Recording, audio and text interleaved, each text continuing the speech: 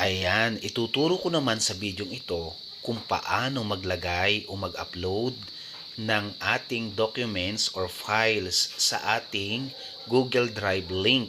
Okay, ano yung ibig kong sabihin? Ito yung ibinigay na link galing sa teacher o kaya sa ibang tao na kung saan itong link na to, dito ka mag-a-upload o kailangan mong maglagay ng files. Ano ang gagawin mo? So, ibig sabihin, ang ituturo ko sa iyo ay yung shortcut method na pwede kang mag-upload ng anumang files gamit lamang ang iyong Android cellphone. Okay, sundan nyo lamang ako. Ito na yung pinakamadaling paraan. Dahil marami ang hindi alam kung paano gamitin ang kanyang cellphone device. Okay, ito na yon.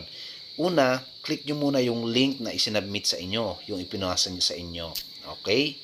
Pagka-click nyo dun sa link na yon, yan, katulad nito, kailangan naming maglagay ng mag-upload ng aming MOBs kung ano yung ipinagawa namin sa bata. Ngayon naman, punta dun sa tatlong tuldok sa taas, kokopyahin mo muna, copy link.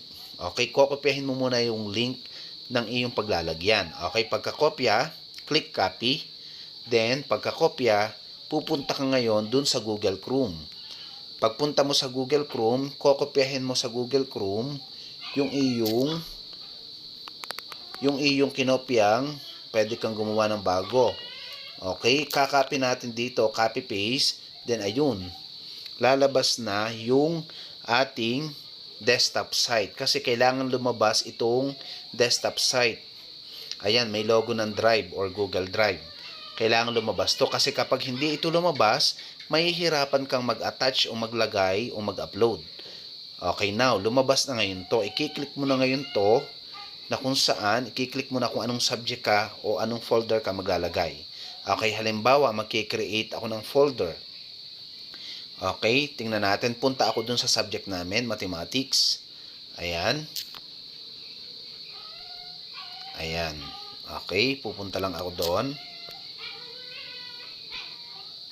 Okay, mathematics. Then, punta lang ako dun sa level namin. Level ko ay grade 9.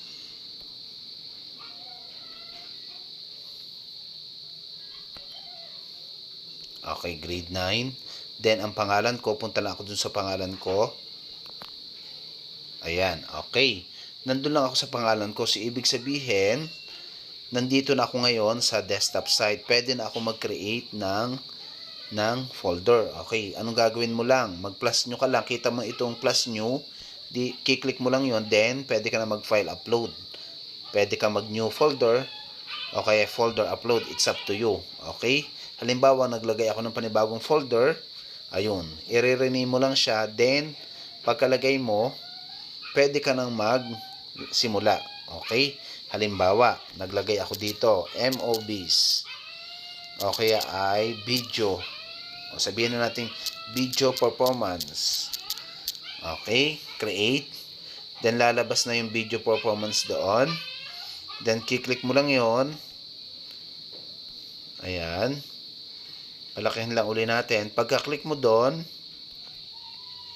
medyo minsan nabalik lang kasi cellphone nga yung gamit mo. Tiyagaan lang talaga. Okay. Ayun. Pagka-click mo sa video mo, ang gagawin mo, wala pa tong files. Nakalagay draft files here. Okay, then click nyo uli. Maglalagay ka na ngayon. Okay, ang ilalagay ko ay file upload. Manggagaling sa ating videos or picture dun sa iyong cellphone device. Okay. Ayan, hintayin lang natin lumabas. Kasi ang makukuhang files depende sa messenger kung anong paman. Okay, now, halimbawa, ang inilagay ko ay itong sa messenger. O kaya naman ay dun sa screenshot. Okay, dun sa screenshot, yung aking ipinagagawa sa, ayan, kahit anong files ang pwede mong ilagay. Halimbawa, ang ilalagay ko ay yung aking ipinapagawa. Okay, yung aking ipinapagawa, halimbawa, ayan, o kaya yung aking pinapagawa sa section, ayan, ganyan lang po. No? Okay, pwede kang maglagay doon. Okay, ganun lang po.